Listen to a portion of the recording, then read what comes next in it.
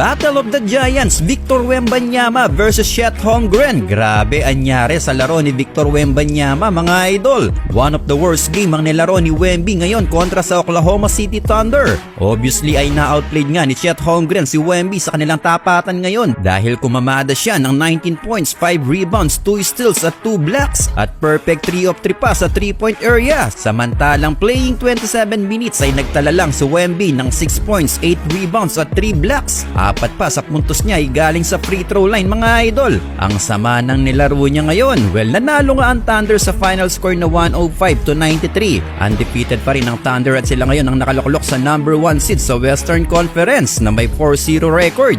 Samantalang nakuha naman ngayon ng Spurs ang kanilang pangatlong talo at nasa second to the bottom ang standing nila na may record na 1 win and 3 losses. Ano ang masasabi nyo dito mga idol sa dalawang higanting ito?